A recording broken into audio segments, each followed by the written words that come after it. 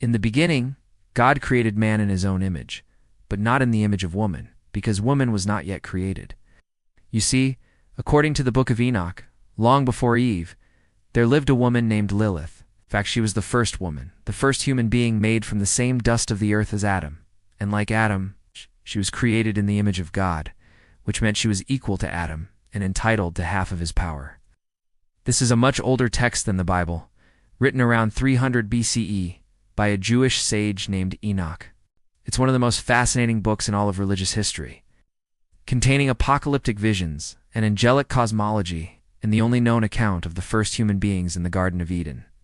This story, though, isn't exactly the same as the Genesis account. You see, this story tells us that the very first humans were equals, who lived together in the Garden of Eden, till their disobedience caused them to lose paradise.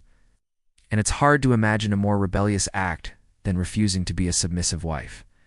According to the book of Enoch, Adam and Lilith had a huge disagreement.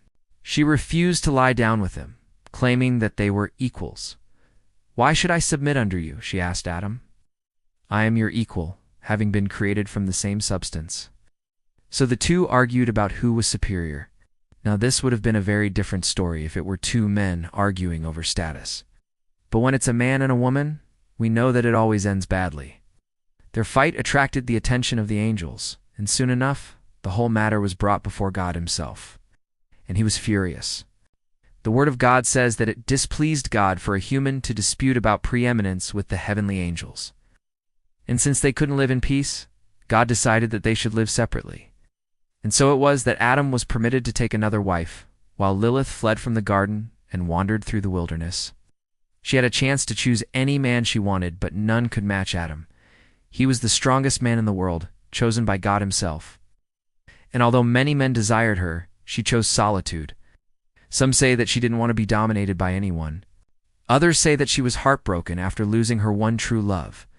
But there's a problem with this narrative. See? The story of Adam and Eve is one of the most famous stories in human history. Most people know that the first woman was named Eve, not Lilith. So how can we be sure that the ancient author wasn't just making things up? Well, as it turns out, the author of Genesis wasn't the first person to tell this story. In fact, the exact same story of Adam and Eve was already told in the Epic of Gilgamesh, except in that story, the first woman was named Lilith. So where did Eve come from?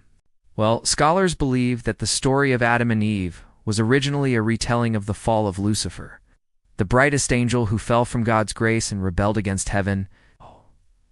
The most beautiful female angel was also cast out of heaven alongside Lucifer, and she became the first woman, the first human vessel for the divine spark of creation. According to the ancient author, this is why Eve was created from Adam's rib.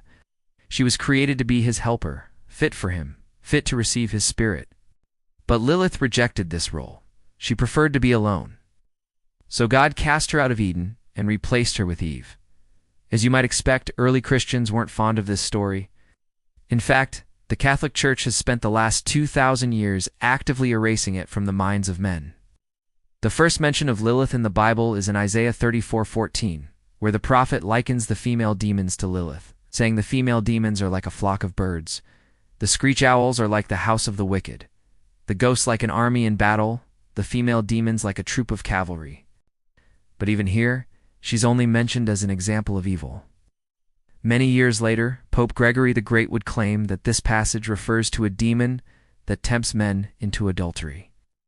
That's why the word like is used, because the demon is similar to a screech owl or a ghost, but it's not actually one. As you can imagine, this did nothing to stop the spread of the myth. In the Middle Ages, Lilith would become infamous as the embodiment of evil, a seductress that haunted the nightmares of men. Here are just a few of the claims that were made about her during the Middle Ages. Lilith knew the name of God, and that's why she was punished. For all eternity, those who speak her name will feel her breath upon their necks. The mere mention of her name causes devils to gather. Every male child is frightened of her at birth. And if you summon her, she'll arrive with 12 demons at her side. You can probably see why the church fathers would want to erase her from the scriptures. The rabbis also had some pretty disturbing things to say about her. One time, Adam heard the voice of Lilith saying, "Woe is me! I have labored in vain and given birth to a son in hell." Another rabbi wrote, Lilith is one of the demons who have sexual intercourse with women, causing them to bear monsters, and she makes them barren. Of course, these claims don't do anything to help us understand the original meaning of the story. To get to the bottom of this myth, we need to go back to the book where she was introduced. In the Book of Enoch, Lilith is an enigmatic character. We don't know much about her, but what we do know is extremely important. Let's start with her name. Lilith comes from the Akkadian word, Lulu, which means night monster. This gives us our first clue. Lilith represents the forces of darkness. She doesn't represent absolute evil, though. In the opening chapter of the book, it says that the angels were fighting against the demons. And although Lilith is clearly associated with the demons, she's not fighting against the angels. She's fighting alongside them. In fact, she even helps the hero of the book, Enoch, whenever he needs assistance. For instance, in the 15th chapter, Enoch is transported to a distant land, and it's Lilith who shows him the way. She takes him to the home of his grandson, who will eventually replace him as the leader of humanity. In another incident, Lilith appears as a guide who leads Enoch into the underworld. The fallen angels are plotting to overthrow God, and Enoch needs to sneak into their ranks to discover their plans. Again, it's Lilith who shows him the way. Now, if Lilith was a purely evil spirit, it's hard to imagine Enoch working with her. This tells us that the ancient author wasn't trying to create a purely evil character. Instead, he was trying to create a morally ambiguous one. And nothing proves this better than the end of the story. Remember, according to the church, Lilith was an evil spirit that tempted young boys and girls. So what does the book say about her punishment? It says that she died in childbirth. When she gave birth to her last child, a giant named Asmodeus, she immediately died. Now, I know what you're thinking. Just because she died doesn't mean she went to hell. Maybe she died peacefully and went straight to the bosom of Abraham. But that's not what the book says. The book explicitly states that Asmodeus tore her flesh and devoured her. He dragged her lifeless body across the ground, ripping off limbs and eating them one by one. This was no peaceful death. It was a violent, horrifying death. This is the punishment of Lilith, the monster of the night. So now we have to ask ourselves, why would the author give such a horrific death to a purely evil character?